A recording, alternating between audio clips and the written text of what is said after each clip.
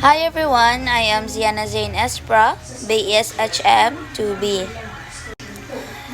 Today, I'll be talking about the family planning and the contraceptives, what they are, what their importance, and also unsa o how ang family planning og contraceptives makahelp sa individuals, families o sa societies as a whole.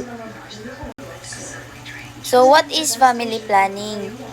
So ang family planning di ay means kanang mao ni siya ang isa ka process on kaning sa mga couples nga magplan sila nga mag-build og usa ka family, like when and how many children nga ilang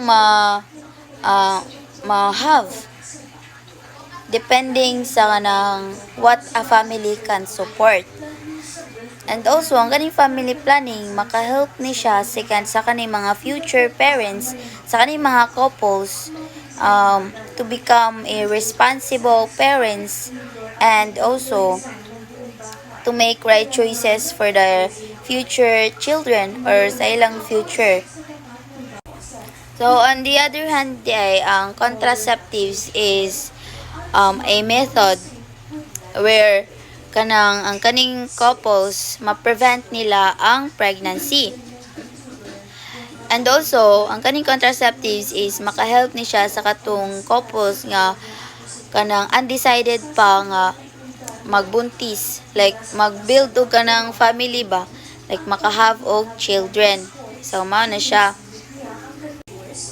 So, there are two types of contraceptives, the natural contraceptives and the artificial. So, ang natural contraceptives na siya ay 3.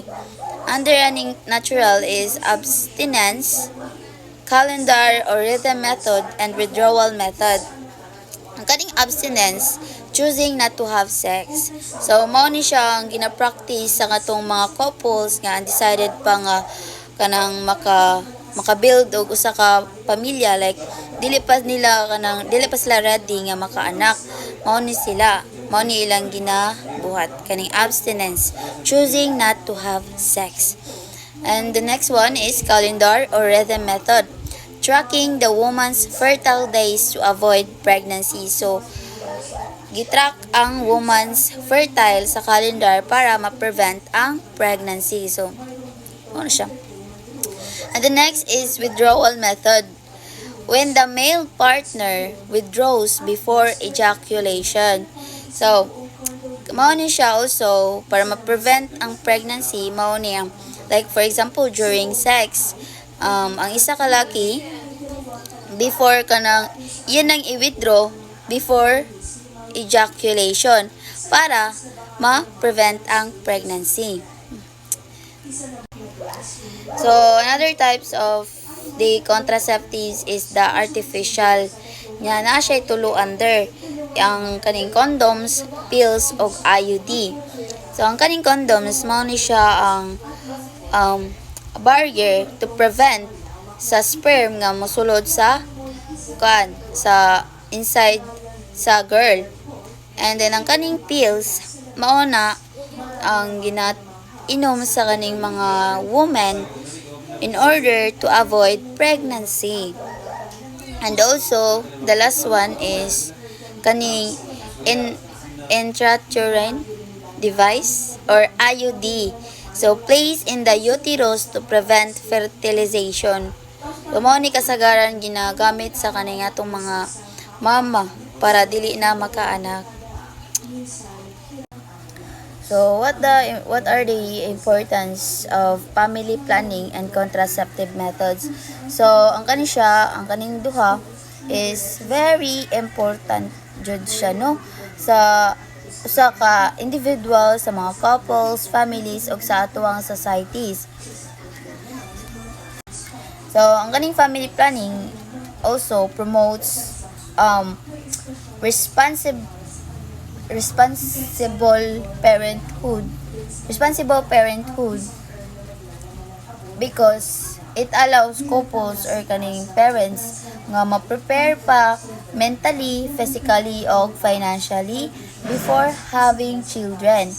And also, ang kaning family planning is makahelp ni siya to prevent unwanted pregnancies. Like for example, katong mga couples nga undecided pa or kanang wala pa siya plano, like dili pa sila ganahan nga maka-anak. It is because dili pa nila afford or dili pa nila ma-support.